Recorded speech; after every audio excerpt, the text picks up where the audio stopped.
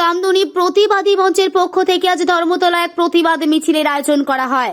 সন্দেশখালীতে তৃণমূল আশ্রিত দুষ্কৃতীদের বর্বরতার বিরুদ্ধে নারী সম্মান ও সুরক্ষার দাবিতে উক্ত পদযাত্রায় উপস্থিত ছিলেন কামদুনি প্রতিবাদী মঞ্চের টুম্পা কয়াল, মৌসুমী কয়াল সহ সকল প্রতিবাদীরা।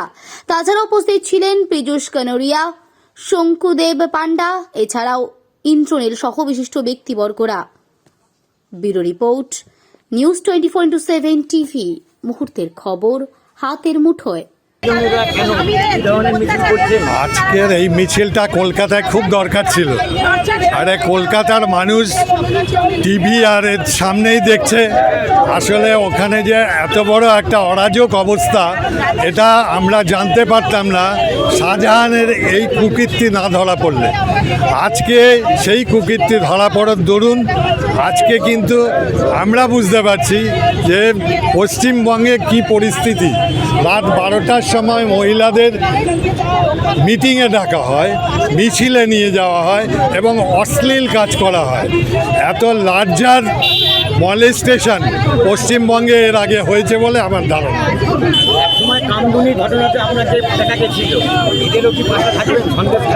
একদম একদম আমরা একসঙ্গে। কামদুনি থেকে সন্দেশখালী বিস্তর কি অভিযোগ থাকে?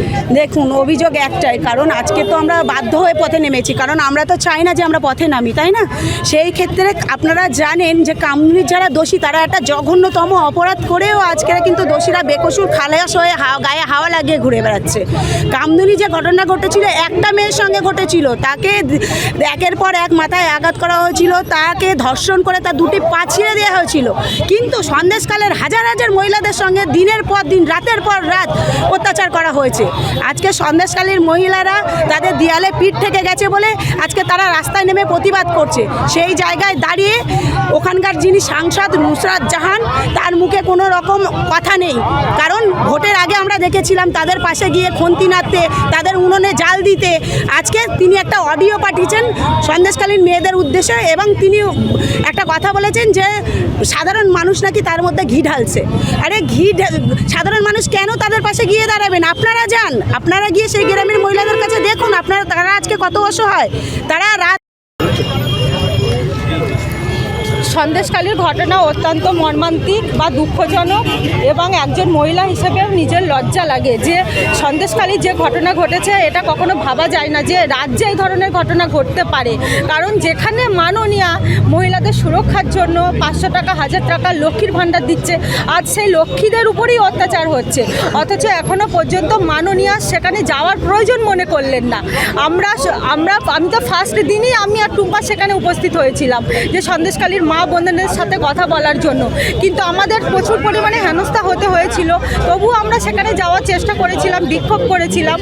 তো আমরা ওখানে যে মা বোনদের সাথে কথা বললাম, ওরা যেভাবে সব কিছু মানে প্রকাশ করে বলল যে ওদের ওপরে দিনের পর দিন যে অত্যাচার হয়েছে, দিনের পর দিন ওদের মা বোনেদের মেয়েদেরকে ক্লাবে পার্টি অফিসে তুলে নিয়ে যাওয়া হয়েছে, অত্যাচার করা হয়েছে। এটা কোনো গণতন্ত্রের রাজ্যের মডেল হতে পারে না। আমরা চাই কামদুনি, সন্দেশখালী এগুলো কোনো রাজ্যের মডেল আমরা আর দেখতে চাই না। যেখানে আমরা দেখেছি যে আগে বহুবার আপনারা বুদ্ধিজীবীরা একসাথে রাস্তায় নেমেছেন, বিভিন্ন যা সমাজে ঘটেছে, কিন্তু কোথাও গিয়ে মনে হচ্ছে না যে আপনারা কোথাও বিভক্ত হয়ে গেছেন, কোথাও গিয়ে আপনারা মাত্র কয়েকজন যারা রাস্তায় নেমেছেন, এই আন্দোলনটা কোথাও একটু ক্ষীণ হয়ে যাচ্ছে না? অতি অবশ্যই ক্ষীণ হচ্ছে। তার কারণ হলো, এটা খুব লজ্জার এবং দুঃখের হলো, এই সত্যিটা বলতেই হবে যে আমাদের সঙ্গে যারা 2005-06 থেকে রাস্তায় নামতেন যে সমস্ত বুদ্ধিজীবীরা, আমি ভাবতে পারিনি, অন্তত আমি ভাবিনি যে 2011-র পরে নতুন সরকার ক্ষমতায় আসার পরে তারা যেভাবে নিজেদেরকে বিক্রি করে দিলেন, সরকারের কাছে নিজেদেরকে সঁপে দিলেন, তার মন ও প্রাণ সমস্ত যে এবং মেরুদণ্ডটাকে বিক্রি করে দিলেন কিছু অর্থের লোভে, কিছু ডেজিগনেশনের লোভে। যার জন্যে আজকে এতগুলো ঘটনা পরপর ঘটছে। তারা নিশ্চুপ, তারা সব মানে সেই ভগবান নিদ্রা গিয়েছেন মতো।